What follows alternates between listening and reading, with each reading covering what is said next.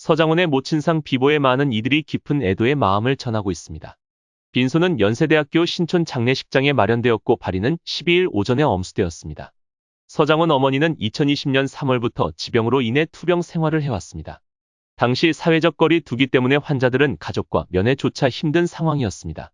서장훈은 간병인이 쉬는 날 직접 어머니의 간병을 하고 있었습니다.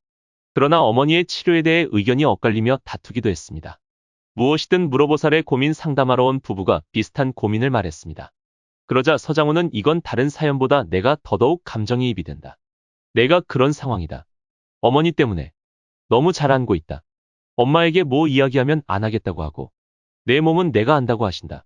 나도 짜증이 나서 왜 안 하냐고 하라고 하고 언성이 높아지기도 했다. 그럴 때마다 나도 반성을 한다. 어머니가 얼마나 힘들까라고. 서장훈은 눈물을 흘리며 투병 중인 어머니와 다툰 일을 후회했습니다. 연결식과 발인식이 12일 아침 유족들의 안타까움 속에 진행됐습니다.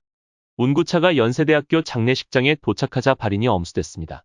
이날 발인식에는 서장훈과 절친한 동료들이 모두 참석했습니다.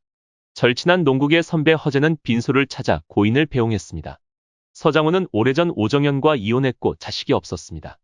어머니 살아 생전 떡두꺼비 같은 손주를 보여드리 못해 한이 되었습니다. 선배 허재의 아들들에게 마치 친아들처럼 애정을 드러내곤 했습니다. 서장훈은 제 연세대학교 후배다. 어릴 때부터 봤고 농국의 아이돌이라며 뿌듯해했습니다. 앞서 빈소를 찾았던 미우새 멤버들도 연결식과 발인 현장을 지켰습니다. 신동엽, 이상민, 탁재훈, 김준호는 운구 행렬을 따르며 고인을 배웅했습니다. 서장훈은 연결식에서 오늘 어머니와 작별하기 위해 가족, 친척, 동료, 선후배 모두가 눈물을 흘립니다. 어머니가 기적적으로 좋아졌던 적이 있었던 일화를 말씀드리겠습니다. 2년 전에 갑자기 의식이 돌아오시더니 가장 먼저 하신 말씀이 밥 먹었니? 였습니다. 어머니는 아프신 와중에도 제가 밥 먹은 걸 걱정하나 싶었습니다. 당신의 몸보다 아들의 끼니 걱정부터 하셨던 엄마의 목소리를 이제 들을 수 없게 됐습니다. 생전에 오랜 시간 많이 아프셨지만 이젠 아픔 없는 곳에서 편안히 잠드시길 바랍니다. 운구차의 관이 실리자 서장훈은 폭풍오열했고 신동엽과 김준호는 위로했습니다.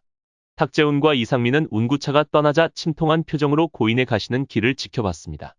아는 형님의 같이 출연 중인 강호동은 슬픈 표정으로 운구차를 바라봤습니다. 물어보살에 같이 출연 중인 이수근도 서장훈을 위로했습니다. 한편 발인 현장에는 의문의 남성이 나타나 침통한 표정으로 서 있었습니다. 유족과 가족들 아무도 그의 정체를 몰랐지만 서장훈은 바로 알아봤습니다. 김영희는 거인병을 앓으며 동네 아이들의 놀림거리가 되어 집 밖에도 나가지 않았습니다. 그러나 서장훈의 도움으로 거인병 치료 주사를 맞았고 한때 건강을 회복했습니다. 자신감을 찾은 김영희는 농국의 대선배의 환갑잔치에서 노래까지 부를 정도로 건강을 찾았습니다. 그러나 김영희의 거인병은 당시 불치병이었고 결국 몇 년 뒤 숨을 거뒀습니다. 서장훈은 인터뷰에 나와 김영애 선배님을 많이 도와드린 것도 아닌데 저를 언급해 주셔서 오히려 미안했다며 돌아가시기 전에 전화통화했던 일을 떠올렸습니다. 김영희의 남동생은 당시 서장훈의 도움을 잊지 않았고 어머니의 장례식에 찾아왔습니다. 서장훈은 지난 수년간 어머니의 이야기만 나오면 눈물을 쏟았습니다. 어머니의 건강만 찾을 수 있다면 어떤 일이라도 할 수 있었던 아들이었습니다. 개인사를 잘 밝히지 않았던 서장훈은 어머니의 건강을 위해서라면 어떤 부탁도 꺼리지 않았습니다. 그러나 어머니는 이제 고통이 없는 곳으로 영원히 떠나셨고 서장훈은 오열했습니다. 삼가 고인의 명복을 빕니다.